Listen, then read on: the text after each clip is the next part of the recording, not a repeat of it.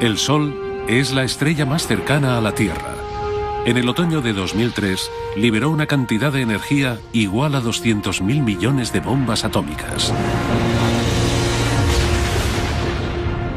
Esto dio lugar a un maremoto de partículas cargadas de calor que iban a velocidades de más de 9,5 millones de kilómetros por hora. Fue una de las mayores tormentas solares de la historia y alcanzó la Tierra. Fue una de las mayores y más cálidas tormentas de la historia. La energía del Sol que asaltó la Tierra obligó a los astronautas del espacio a resguardarse en las zonas más protegidas de las naves. Hubo apagones eléctricos, las comunicaciones se cortaron y los aviones tuvieron que ponerse a salvo. Fue un huracán de tormentas espaciales. A pesar de que no se produjeron grandes daños, estas tormentas nos recordaron que seguimos viviendo a merced del Sol, ya que controla todos los aspectos de nuestra vida: el clima, la comida y nuestros cuerpos. Vivimos dentro de la atmósfera del Sol. Nuestro planeta y los demás del sistema solar viven bajo la influencia del Sol. Pero, ¿estará cambiando esa influencia? Cada vez es mayor. ¿Perderemos la protección que nos ofrece contra los rayos cósmicos más peligrosos? El confín dentro del que nos protege está encogiendo un poco. ¿Podrá nuestra civilización, que es tan dependiente de la tecnología, aguantar otra supertormenta solar? A veces los efectos son tan graves que pueden llegar a ser catastróficos. Pero, ¿cuándo se producirá la próxima supertormenta?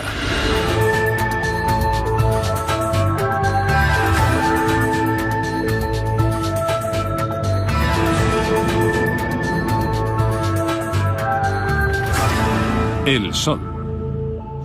3, 2, 1. Liberación. Se ha dado inicio a la misión IBEX. Durante el otoño de 2008, Ignición. la NASA lanzó el IBEX, el explorador de la frontera interestelar. Parte de su misión es estudiar el efecto que tiene el Sol en los lugares más lejanos de nuestro sistema solar. IBEX es un intento más por descubrir el impacto de las estrellas en nuestro sistema solar, en nuestro planeta y en nuestra vida. El Sol. El Sol nos proporciona luz y calor. Si no fuera por él, no estaríamos vivos. A los humanos nos interesa lo que pasa a nuestro alrededor. Nos gusta entender nuestro barrio. Y en el universo, el Sol es nuestra calle, nuestro barrio. El Sol. Nos afectan sus estados de ánimo. Es el padre de todos los demás planetas, ya que estos se ven afectados por su estado de ánimo. Tenemos que saber cómo evolucionará y cómo sus constantes cambios nos afectarán en la Tierra. El Sol. Si queremos entender el universo y las estrellas que forman dicho universo, es importante estudiar la que tenemos más cerca. Hemos aprendido más del Sol en los últimos 40 o 50 años que en toda la historia. Esta edad de oro de la investigación se originó con una misión única que nos ofreció imágenes cercanas del Sol desde la atmósfera terrestre. Skylab, la zona estará despejada durante 8 minutos. En 1973, Skylab fue la primera estación espacial con humanos y consiguió las mejores imágenes del Sol tomadas desde la Tierra. La misión Skylab fue uno de los primeros laboratorios dedicados solo a la investigación y el estudio del Sol. Se podría considerar el abuelo de las misiones de hoy en día. En la actualidad, una flota de 20 sondas espaciales escanean y estudian el Sol de formas que hace 30 años eran inimaginables. Al estudiarlo desde el mismo espacio, podemos verlo de manera diferente y con distintas longitudes de onda, desde los rayos X a la radiación ultravioleta extrema. Además, podemos analizar sus capas y entender cómo y por qué el Sol actúa tal y como lo hace. Las diferentes longitudes de onda significan diferentes temperaturas y hay estructuras que son más visibles con unas longitudes de onda que con otras. Los científicos también han podido observar el interior del Sol mediante una técnica denominada heliosismología, que utiliza las propias vibraciones del astro para estudiar su actividad interna. El Sol no es un cuerpo sólido, es una bola de gas gigante.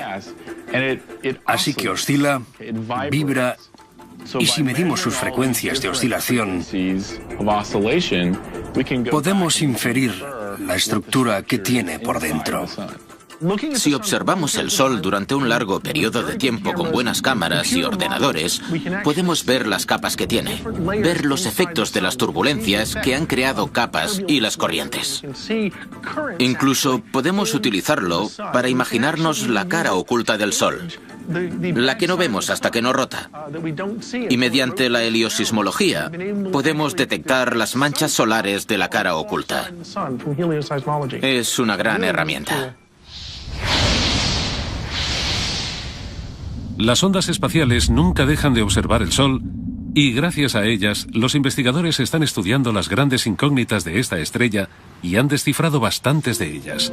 El Sol es una de las más de 2.000 millones de estrellas de la Vía Láctea y es la más cercana a nosotros, ya que se encuentra a 150 millones de kilómetros de la Tierra, casi la distancia que se recorrería dando la vuelta al mundo 4.000 veces.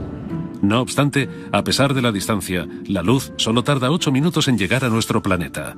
Lleva 4.000 millones y medio de años de los 10 o 11 que se le auguran de vida. A pesar de que técnicamente es una estrella de tamaño medio y se denomina estrella enana, es inmensa. Mide 1.400.000 kilómetros de diámetro y si la vaciáramos, en su interior cabrían 1.300.000 planetas del tamaño de la Tierra. El Sol supone el 99,8% de la masa del Sistema Solar y pesa 300.000 veces más que la Tierra. Casi en su totalidad está compuesto por gas supercaliente y electromagnético que se denomina plasma. Tiene suficiente fuerza de gravedad como para evitar que los planetas del sistema se dispersen en el espacio. Y tal y como sugirió Copérnico, gobierna el centro de nuestro Sistema Solar con un puño gravitatorio de acero. El modelo de Copérnico que sitúa el Sol en el centro del Sistema Solar con todos los planetas moviéndose alrededor, deshaciéndose de la idea de que todo giraba en torno a la Tierra, supuso un gran cambio paradigmático. Con él el Sol se convirtió en lo más importante de nuestro sistema y nos hizo ver que teníamos que entender lo que era. El Sol, igual que todas las demás estrellas del universo, está compuesto del polvo de otras estrellas que vivieron y murieron hace 1.000 millones de años, incluso en la época del Big Bang. Nuestro Sol y nuestro Sistema Solar son los restos de muchas otras generaciones de estrellas. El Sol que vemos todos los días es la fuente de energía del Sistema Solar. En el centro llega a alcanzar los 15 millones de grados centígrados y es el motor de todo. En el centro del Sol se produce el proceso de fusión y ese proceso libera luz y partículas. Por cada segundo de luz del Sol se libera la misma energía que liberarían 1 millón de bombas atómicas. El Sol afecta todo lo que toca y para descubrir cómo, los científicos a veces se basan en una importante coincidencia cósmica. El Sol. El Sol. La luz del Sol está compuesta por unas partículas que se denominan fotones. Nacen en el centro y se mueven gracias a corrientes de convección a través de las zonas radioactivas y convectivas del Sol. Así es como llegan a las capas externas y volátiles del astro. Las zonas exteriores del Sol están formadas por 3 regiones. La fotosfera o superficie del Sol no se trata de una superficie dura como la de la Tierra. El Sol es todo gas. La temperatura de la fotosfera es de unos 5.500 grados. Por encima de la fina capa de la fotosfera hay otra delgada capa denominada cromosfera. Y está un poco más caliente que la fotosfera. Es extraño porque lo lógico es pensar que cuanto más lejos esté de la fuente de la energía, del centro, la temperatura caerá. Pero de la fotosfera a la cromosfera, la temperatura aumenta y asciende incluso más al llegar a la tercera capa de la atmósfera, la corona. Después de la cromosfera, hay una amplia zona denominada corona, que está a millones de grados. El Sol produce influjo de energía constante denominado viento solar. Como nunca deja de soplar, reparte energía por todo el Sistema Solar y su alcance es de unos 15 trillones de kilómetros, bastante más allá de Plutón. El espacio existente entre los planetas de todo el Sistema Solar no está vacío. Está lleno de partículas y de rayos de luz. Mientras el viento solar se separa del Sol, la gravedad de este mantiene todo a la distancia a la que está. Fijémonos en los cometas. Todos ellos orbitan alrededor del Sol y pueden ser atraídos directamente a la línea de fuego. No hace mucho, los científicos fueron testigos de uno de los peores ataques solares. Una eyección de una zona de la corona arrancó la cola de un cometa. Cuando chocó contra el cometa, le arrancó la cola como si la hubiera cortado con un cuchillo. La cola se cayó y luego el cometa tardó un tiempo en generar más gas, plasma y polvo para formar una nueva cola. Esto nos demuestra cómo se mueve el viento solar en el sistema y cómo afecta a lo demás. Lo que despide el Sol ha hecho que su estudio sea casi tan difícil como entender su funcionamiento. Sin embargo, los científicos pueden observarlo de cerca gracias a una coincidencia cósmica: los eclipses de Sol totales. El eclipse de Sol total se produce cuando, desde nuestra perspectiva, la Luna se alinea con el Sol y cubre hasta la fotosfera. Es una visión espectacular. Los eclipses solares son preciosos. Todo se oscurece en tan solo unos segundos debido a miles de factores juntos. Hay tanta oscuridad que, si miras al cielo, se ve una sombra negra que proviene de arriba y se dirige hacia ti a una velocidad de miles de kilómetros por hora. Es impresionante. Durante miles de años, la humanidad ha quedado maravillada por los misterios de los eclipses. Pero para los científicos ahora supone una gran oportunidad para observar la capa exterior del Sol, la enigmática corona. Es una de las zonas más calientes del astro y su energía irradia más allá de los confines del sistema solar. Todo el sistema solar está basado en la corona del Sol. Es decir, la atmósfera del Sol baña todos los planetas. Los ingenieros que construyeron el observatorio solar y heliosférico o SOHO instalaron un eclipse artificial en la sonda espacial. Se denomina coronógrafo y es igual que un eclipse natural, ya que impide que pasen los rayos del Sol para que los científicos puedan intentar responder esta ancestral pregunta. ¿Cómo es posible que la corona solar esté tan caliente? La superficie normal del Sol, la fotosfera, está a unos 5.500 grados centígrados y en cambio la corona está a millones de grados. Si te alejas de una estufa sabes que hará más frío, pero si te alejas de la superficie del Sol hace más calor. ¿A qué se debe eso? Todo tiene origen en el centro del Sol, donde cada segundo casi 700 millones de toneladas del elemento que más hay en el universo, el hidrógeno, se convierten en helio a través de la fusión nuclear y producen una energía que se convierte a su vez en fotones o, lo que es lo mismo, luz. El centro del Sol está muy caliente, a varias decenas de millones de grados. Allí la temperatura es tan alta que los protones, los núcleos del hidrógeno, se acoplan, se unen unos a otros, se fusionan y forman helio. Y así se libera energía. Lo que sucede es que los fotones pasan por un proceso, lo que denominamos camino aleatorio, y tienen que atravesar la capa del Sol. Son absorbidos y reabsorbidos millones de veces en diferentes fotones a niveles de energía bajos. Este proceso de absorción y reabsorción puede durar unos 150.000 años. Una vez que salen del interior del Sol, los fotones solo están a 8 minutos de la Tierra, pero dejan atrás un mundo en constante movimiento. La superficie solar está en ebullición. La energía fluye desde abajo. Espirales de plasma y energía denominadas bucles coronarios recorren el Sol. Mientras las zonas más oscuras o manchas solares ocupan cientos de kilómetros. A tan solo 4.000 grados, dichas manchas son las regiones más frías del Sol y emiten menos luz que las zonas que tienen alrededor. Si cogieras una mancha solar y la colocases en el cielo lejos del Sol, sería tan brillante como la luna llena. Las manchas solares aparecen en la superficie y son fáciles de detectar, aunque su origen proviene del interior del Sol y de su compleja rotación. El Sol no rota como un cuerpo sólido. De hecho, rota más rápido por la zona del ecuador que por los polos, y esto da lugar a las manchas solares. El ecuador completa una rotación en 25 días. Las latitudes medias la completan en 30 días, y las zonas de los polos en unos 35 días. Este proceso se denomina rotación diferencial y hace que el interior del Sol se mueva a velocidades diferentes, creando así un intenso magnetismo, es decir, millones de líneas de campo magnético que se entremezclan mientras el interior del astro se retuerce como una goma elástica. Esto crea presión y hace que floten. Así que llegan hasta la superficie y la atraviesan dando lugar a las manchas solares. Una vez en la superficie, las líneas de campo magnético ya inservibles impiden el paso del plasma caliente que proviene del interior y aparecen así las manchas solares.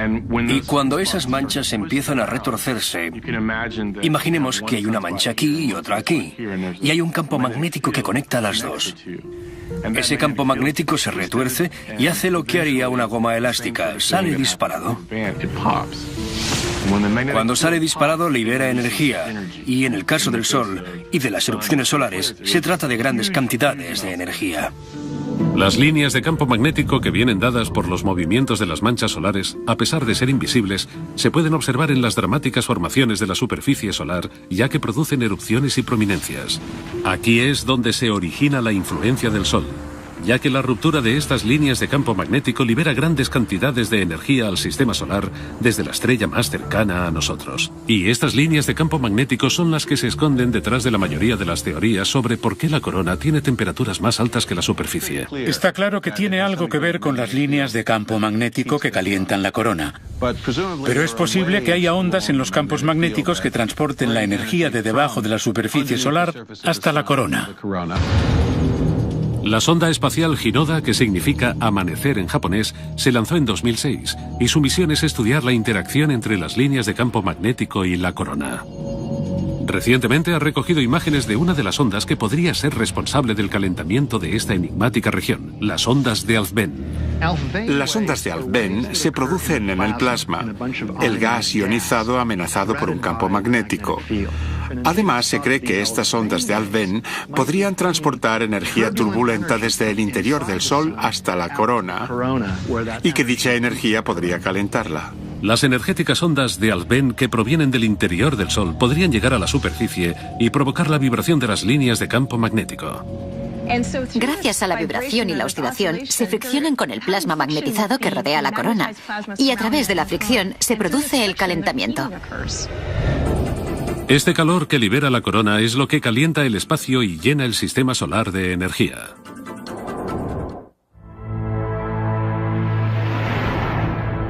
Día tras día, a nosotros nos parece que el Sol es siempre igual, pero igual que la Tierra, el Sol tiene estaciones. El mínimo solar y el máximo solar, dos personalidades diferentes que pueden afectar a la tecnología e incluso en el clima. El periodo de transición entre los mínimos solares se denomina ciclo solar y se trata de un periodo medio de 11 años en el que la actividad solar llega a sus máximos y luego vuelve a empezar. La principal medida del ciclo de la actividad solar es el número de manchas solares que se ven en su superficie.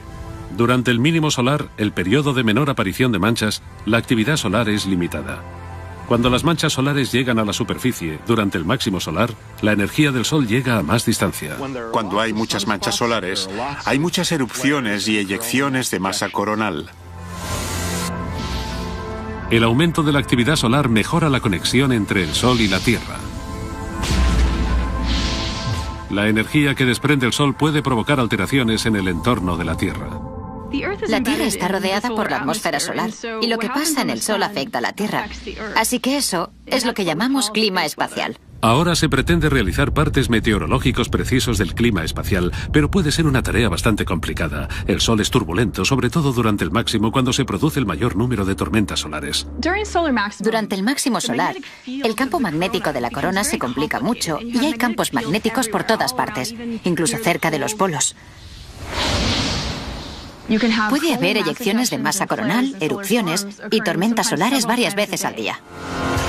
Las erupciones solares y las eyecciones de energía cercanas a las manchas solares recaen en el espacio. Como un rayo rápido y poderoso, pueden aparecer en cuestión de minutos y pueden liberar la misma cantidad de energía que 1.000 millones de megatoneladas de dinamita. Las erupciones solares liberan gigantescas cantidades de energía solar desde pequeñas zonas localizadas de la superficie de nuestro astro. Así que son eyecciones muy concentradas de energía que calientan el gas que tienen alrededor en unos 10 millones de grados. Las erupciones solares son como latigazos. Liberan mucha energía muy rápido y aceleran las partículas casi a la velocidad de la luz. Las partículas de las erupciones solares más potentes pueden llegarnos en unos 15 minutos. Pero el huracán solar del espacio aparece con las eyecciones de masa coronal. Estas gigantescas explosiones liberan 1.000 millones de toneladas de gas supercaliente y plasma al espacio interestelar. Las eyecciones de masa coronal se producen cuando la superficie solar despide una inmensa cantidad de masa y energía. Tenemos que imaginar esta inmensa cantidad de masa y energía viajando desde el Sol a gran velocidad, a veces a más de 1.600.000 kilómetros por hora. Lanzan unas burbujas gigantes de gas caliente y campos magnéticos. Salen tan rápido del Sol que producen una onda expansiva. Son las que crean las tormentas y son muy importantes para entender el clima espacial. Las ondas espaciales como SOHO han capturado imágenes del Sol lanzando grandes cantidades de energía al espacio. Pero a los científicos lo que más le preocupa es el denominado efecto halo, cuando una corona de energía rodea el coronógrafo. Esto significa que el Sol ha lanzado su mayor explosión hacia la Tierra. Y eso fue lo que sucedió en las intensas tormentas solares de 2003. La mayor eyección solar de la que se tiene constancia tuvo lugar durante estas tormentas. Poco después de la explosión inicial proveniente del Sol, SOHO recibió un bombardero de partículas solares cargadas, protones y electrones, que sobrecargaron la cámara y consiguieron que la imagen no se viera. Lo que ves es una especie de nieve. Se ven como copos brillantes, que son las partículas aceleradas por la eyección de masa coronal chocando contra la cámara de SOHO. Si los astronautas no están preparados para ellas, las tormentas solares pueden causarles bajas, ya que se verán expuestos en unos segundos a la radiación que normalmente se recibe durante un año en la Tierra. Si vamos a enviar astronautas a la Luna y a Marte, es importante poder determinar cuándo se producirán estas eyecciones de masa coronal y estas tormentas. Las partículas cargadas de las eyecciones son peligrosas. Contienen demasiada radiación para un astronauta. El Sol. El Sol. Los astronautas y los satélites no son las únicas víctimas potenciales de las tormentas solares. Las partículas que se dirijan a la Tierra podrían interferir en nuestros campos magnéticos, provocando el caos. Cuando este material entra en contacto con el campo magnético de la Tierra, hace que suene casi como una campana. Cuando tienes un campo magnético y este se mueve, según la física, se crean corrientes. Así que se producirían corrientes eléctricas en la zona exterior de la atmósfera terrestre y estas corrientes podrían causar todo tipo de inconvenientes. Las corrientes supondrían un problema para los satélites que orbiten alrededor de la Tierra. Trastocarían los sistemas de posicionamiento global e interferirían las comunicaciones, produciendo cortes de radio y acabando con los sistemas de telefonía móvil. Estas eyecciones de masa coronal podrían enviar tantas partículas cargadas a la Tierra que algunas conseguirían entrar en el campo magnético de la Tierra y llegarían a las centrales eléctricas, produciendo avalanchas de electrones, apagones y cortocircuitos. En el peor de los casos, las tormentas solares pueden causar radiointerferencias excesivas y aumentar los niveles de radiación, obligando a los aviones que vuelen cerca del polo a recalcular su ruta. Pero a pesar de que las tormentas de 2003 fueron muy potentes, no tuvieron nada que ver con las que vio el astrónomo Richard Carrington en 1859. Aquello fue una supererupción.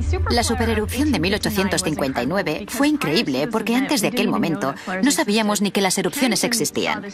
Carrington vio un gran flash en el Sol a simple vista. Y para que pudiera verlo así, tuvo que ser una erupción inmensa.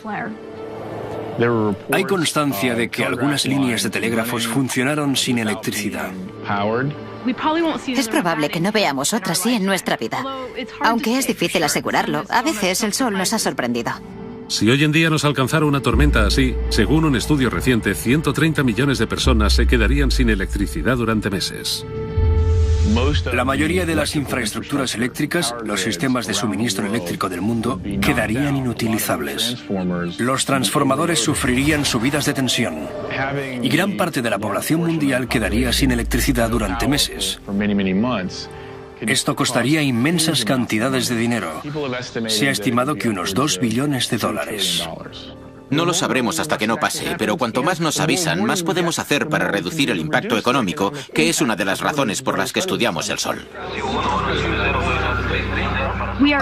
Estamos empezando a entender mejor cómo y cuándo pasan, aunque todavía no podemos predecirlas. No obstante, hay todo un campo que se denomina clima espacial, y gracias a esto podríamos entender, predecir y decir a los astronautas cuándo vienen las tormentas para que se puedan resguardar y poner los satélites a salvo. Las empresas de electricidad ahora podrán actuar si saben que van a pasar estas cosas.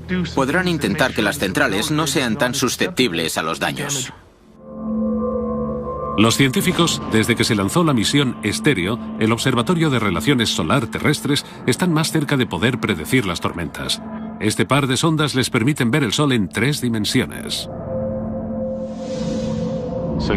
Ahora, cuando una de estas eyecciones de masa coronal se dirige hacia nosotros, vemos todo desde los laterales, así que sabemos la velocidad a la que van, cómo evolucionan y su estructura. En 2011, las sondas Estéreo llegarán al punto ideal. Se quedarán los 2 lados del Sol y permitirán a la NASA tener unas vistas de 360 grados. Así podrán ver lo que viene de la cara opuesta del Sol antes de que impacte en la Tierra. Por primera vez, podremos ver el Sol por todas partes. Y esto nos permitirá ver todo lo que pasa en el Sol a la vez. Así podremos predecir este tipo de tormentas. El máximo solar es duro porque aumenta la temperatura del clima espacial. No obstante, durante el otro periodo del ciclo solar, la época de calma o mínimo solar también tiene sus propios peligros. Cuando se reduce el número de manchas solares, el clima de la Tierra es más frío. 2008 vio el nivel más bajo de manchas solares desde hacía un siglo. Hubo 266 días sin manchas solares. En 2008 alcanzamos el mínimo de manchas solares, pero ahora deberían estar aumentando y no es así. Es decir, esto puede significar que este periodo de pocas manchas solares será más prolongado. Según los científicos, los anteriores periodos en los que se han alcanzado mínimos de manchas solares han hecho descender la temperatura de la Tierra. De vez en cuando, el ciclo de la actividad de las manchas solares parece desaparecer o atenuarse. Esto ya sucedió entre 1650 y 1700. Solo tenemos constancia de unas 50 manchas, cuando normalmente en el mismo periodo de tiempo había decenas de miles. Así que en ese periodo disminuyeron muchísimo las manchas solares. Se denominó periodo de Maunder. El Sol estaba muy tranquilo y eso vino acompañado de temperaturas más bajas de lo normal en la Tierra. En Europa se produjo una mini edad de hielo durante esas décadas. Gracias a la atmósfera del Sol que la envuelve, la Tierra está a salvo de los mortales rayos cósmicos. Y a pesar de que el poder del Sol nos protege, también puede dañarnos. La vida en la Tierra es posible tan cerca del Sol gracias en parte a la capa de ozono. Pero, ¿qué pasaría si nos quedáramos sin ella? Si la Tierra perdiese gran parte de la capa de ozono, la radiación ultravioleta del Sol penetraría a través de la atmósfera y llegaría a la superficie de la Tierra. Las enormes cantidades de rayos ultravioletas de los rayos del Sol eliminarían rápidamente los elementos más básicos de la cadena alimenticia. Nos quedaríamos sin plantas y luego sin animales. Si nos llegasen grandes cantidades de luz ultravioleta, la vida en la Tierra desaparecería. ¿Y qué podría conseguir que la capa de ozono desapareciera? Algo de lo que supuestamente nos protege el Sol, de los brotes de rayos gamma. Los brotes de rayos gamma son intensos y rápidos flashes de la radiación más potente que se conoce, los rayos gamma. Los fenómenos más potentes del universo liberan en segundos la misma cantidad de energía que emitirá el Sol en toda su vida. Y ocurren cuando mueren estrellas gigantes o cuando colisionan. Se pueden originar gracias a cualquier proceso extremo, como puede ser el choque de una estrella gigante contra un agujero negro. Se producen en algún lugar del cielo, se da uno al día y vienen de muy, muy lejos. La mayoría están a miles de millones de años luz de distancia. Pero solo a 8.000 años luz, en la constelación de Sagitario, con un movimiento en espiral aguarda una bomba potencial. WR104. Son 2 estrellas bailando una danza cósmica. Completan su rotación una vez cada 8 meses y una de ellas está a punto de convertirse en supernova y emitir un brote de rayos gamma. Una de estas dos estrellas podría dar lugar a un brote de rayos gamma en cualquier momento, y sus rayos podrían llegar a la Tierra. Si los rayos cargados de energía del brote de rayos gamma se dirigieran directamente a la Tierra, podrían suponer un grave peligro. La radiación del brote de rayos gamma sería muy intensa, aunque corta, porque duraría entre 10 y 20 segundos. Pero desencadenaría una serie de fenómenos que acabarían con el 50% o más de la capa de ozono. Los científicos han especulado con que un brote de rayos gamma fue la causante de la extinción de vida en la Tierra hace millones de años. En aquella época solo existía vida en el mar, y a pesar de que la vida marina se daba en las profundidades del océano y no se vio afectada directamente por la radiación ultravioleta, el plancton y la vida cercana a la superficie murió, y eso afectó a la cadena alimenticia. La amenaza es aún mayor debido a algo que los científicos han observado durante las últimas décadas: una disminución del 20% en la potencia de los vientos solares. El viento solar es la emisión constante de partículas provenientes del Sol. Liberan en el espacio los campos magnéticos que hay en la corona solar. Existe incluso cuando no hay eyecciones de masa coronal ni erupciones solares. El viento solar continúa soplando más allá de Plutón y forma una especie de burbuja en el espacio interestelar. Es una burbuja protectora, porque los campos magnéticos nos protegen de las partículas cargadas que vienen de fuera. Normalmente los vientos solares soplan en todas direcciones a velocidades de 1.600.000 kilómetros por hora, y así reparten el invisible campo magnético del Sol y además forman una barrera contra intrusiones intergalácticas para el sistema solar, la heliosfera. La heliosfera es la frontera donde los vientos solares chocan con el espacio interestelar. Así que es la capa que cubre todo lo que rodea al Sol y al sistema solar. Protege al planeta Tierra de los vientos interestelares. Recientemente los científicos han descubierto que la heliosfera está encogiendo y debilitándose. Se sabe que la presión del viento solar ha disminuido en los últimos 25 años. De hecho, la heliosfera, la zona donde la presión del viento solar se termina, ha encogido. Una heliosfera más débil aumenta las posibilidades de que la Tierra se vea expuesta al peligro y a los ataques de materiales cósmicos intergalácticos.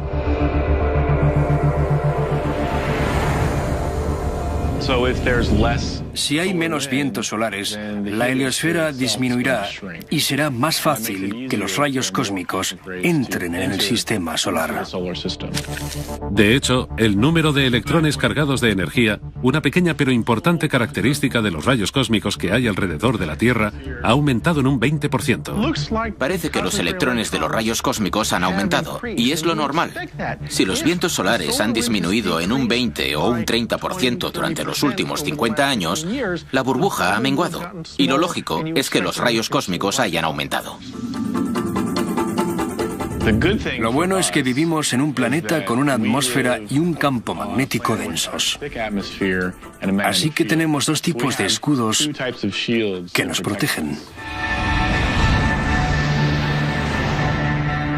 Tras miles de millones de años, el Sol y la Tierra han desarrollado el equilibrio perfecto para que la vida sea posible en nuestro planeta. El sistema solar se encuentra en la zona de habitabilidad estelar, ni muy caliente ni muy fría. El Sol nos proporciona la luz necesaria, el calor necesario y la energía suficiente para que exista nuestro planeta y la vida en él. El Sol hace posible todo lo que hay en la Tierra. El Sol es la fuente de alimentación de la Tierra, es decir, toda la energía que produce el Sol calienta la Tierra. Esto da lugar a nuestro clima. Controla nuestro clima. El Sol es básicamente la fuente de energía, nuestra batería, lo que controla todo el entorno de la Tierra. Las plantas aprovechan la energía del Sol a través de la fotosíntesis y creando carbohidratos. La gente y los animales consumen dichos carbohidratos convirtiéndolos en energía que podemos utilizar. Incluso los combustibles fósiles, que son la base de nuestra vida, han sido creados por el Sol. Pero nuestro uso exacerbado de dichos combustibles parece estar deteriorando el equilibrio existente entre el Sol y la Tierra. Debido a que todos los materiales vivos reciben su energía del Sol, el Sol es la fuente de todos los combustibles fósiles. Ya sean los árboles o cosas que han quedado entre las rocas y han ido transformándose a lo largo de millones de años en los hidrocarbonos que nosotros conocemos, hemos recolectado y luego hemos utilizado. Los combustibles fósiles que quemamos hoy en día liberan la energía del Sol de hace millones de años, poniendo en peligro el equilibrio entre nuestro planeta y su estrella más cercana. Si quemamos todo, la atmósfera cambiará hasta llegar a ser irreconocible, mucho antes de que llegue el punto en que nos quedemos sin combustible fósil. Ya hemos visto el efecto del exceso de energía solar gracias al aumento de temperatura global. La liberación de millones de toneladas de antigua energía solar almacenada en los combustibles fósiles ha amplificado el proceso natural necesario. Ha producido el llamado efecto invernadero. Mucha gente cree que el efecto invernadero es malo. Pues no lo es, porque mantiene la Tierra caliente. Sin él, los océanos se helarían. Lo malo es que haya demasiado efecto invernadero. Si hay demasiado dióxido de carbono, vapor de agua y metano en la atmósfera de la Tierra, esos gases atrapan demasiada radiación solar y entonces aumentan la temperatura media del planeta y producen el calentamiento global. Eso podría causar el deshielo de los casquetes polares y el aumento del nivel del mar, lo que sería un desastre si sucediera demasiado rápido. Así, la atmósfera no solo recogería más calor, sino que podría empezar a descomponerse. El uso continuo de la energía solar fosilizada podría producir cantidades no deseadas de radiación solar.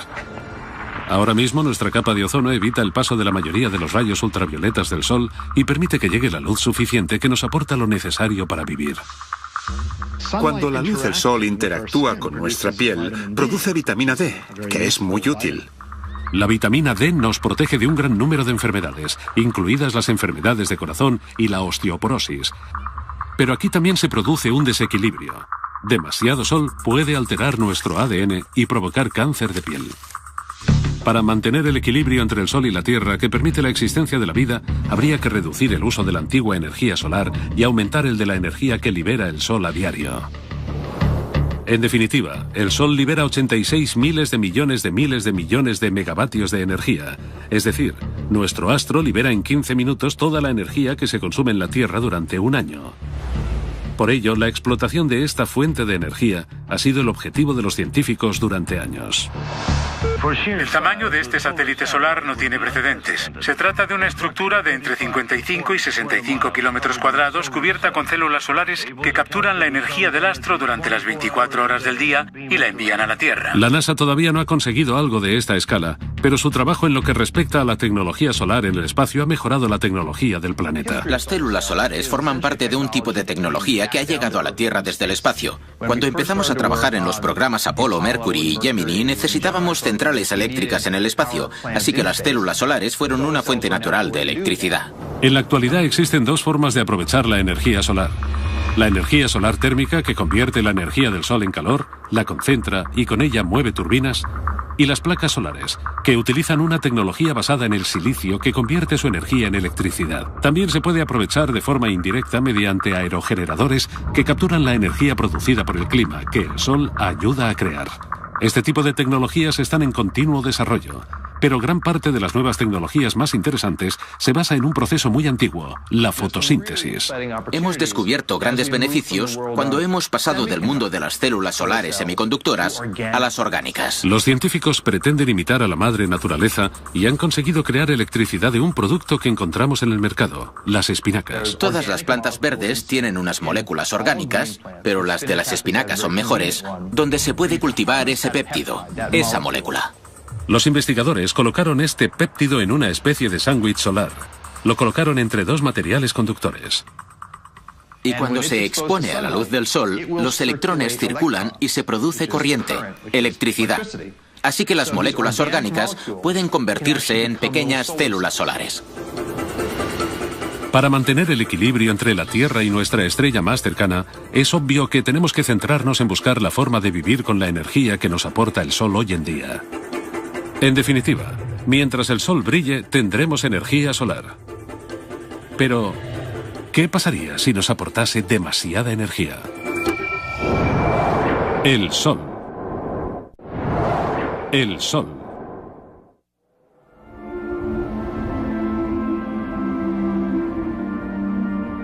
Los elementos que forman el Sol, la Tierra e incluso a los humanos provienen todos de un mismo lugar, del polvo cósmico. Es decir, de los restos de las estrellas que vivieron hace miles de millones de años. Pero tal y como murieron aquellas estrellas, también morirá nuestro Sol. En 5.000 millones de años, el Sol será mucho más poderoso, más brillante y más grande.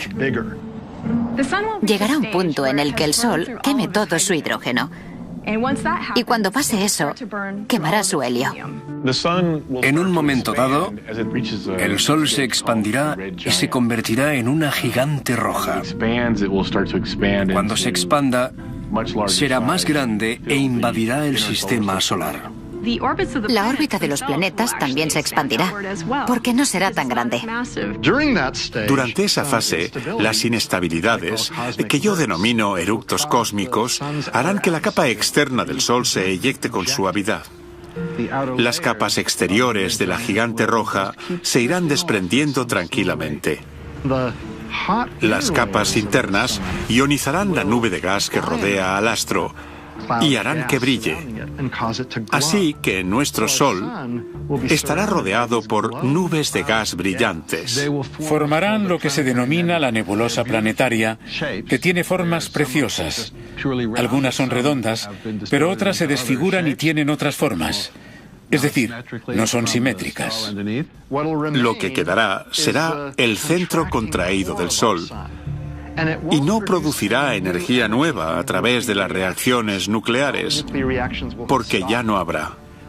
Así que seguirá contrayéndose y apagándose con el tiempo. Es muy similar al proceso mediante el que se crean las supernovas, pero el Sol no es lo suficientemente grande, no tiene el tamaño necesario para formar una supernova. Así que en su fase final se transformará en lo que llamamos una enana blanca. Lo que quedará será una enana blanca, que es una estrella relativamente pequeña. Será una estrella jubilada, feliz y tranquila. Será del tamaño de la Tierra. No será más pequeña y se formará una roca muy bien comprimida. Liberará su energía y será cada vez más fría y débil, hasta que acabe desapareciendo de nuestra vista. La muerte del Sol tendrá un efecto devastador en el sistema solar. Si la gran expansión no se traga a los planetas más cercanos, entre los que se encuentra la Tierra, es muy posible que cambien su órbita y se sobrecalienten. La superficie de la Tierra quedará carbonizada. Seguramente la Tierra se asará sea como sea. Hay que imaginar un Sol 1.000 o 2.000 veces más brillante que ahora. Así que la Tierra se calentará mucho y no será un lugar agradable para la vida. Es posible que se sobrecaliente antes de que muera el Sol, porque el Sol se calentará antes de convertirse en gigante roja y hacerse más grande que la órbita de la Tierra. Se calentará en algún momento y en la Tierra hará tanto calor que el agua hervirá. Los mares se evaporarán y la vida, tal y como la conocemos, dejará de existir. Si quedase cualquier cosa en la Tierra, el Sol se encogería hasta convertirse en una enana blanca y entonces la Tierra se congelaría en vez de calentarse. No será un sitio apto para la vida. Pero eso no sucederá hasta dentro de miles y miles de millones de años. Solo hace unos 50 años que tenemos cohetes y satélites en el espacio, y hablamos de miles de millones de años. Así que como mínimo, habremos viajado por el sistema solar y habremos visto sitios donde la temperatura sea como la de la Tierra ahora, o incluso habremos llegado a sitios que estén más allá del sistema solar. Con lo cual yo no me preocuparía con lo que le va a pasar al Sol en 5.000 millones de años. El Sol nos dio la vida y es posible que nos la quite. A pesar de que la Tierra morirá, de alguna forma lo que hay en ella podrá seguir viviendo. El polvo cósmico que dio la vida a la Tierra y a sus moradores, algún día podrá convertirse en el polvo de estrellas que origine una nueva generación de planetas, estrellas y vida. En el fondo somos polvo de estrella. El carbono de las células, el oxígeno que respiramos, el calcio de los huesos y el hierro de las células sanguíneas. Todos estos elementos se crearon dentro de las estrellas mediante reacciones nucleares. Y gracias a que algunas de esas estrellas explotaron, existimos nosotros. El hallazgo de que nosotros provenimos de las estrellas es uno de los mayores descubrimientos de la historia de la ciencia.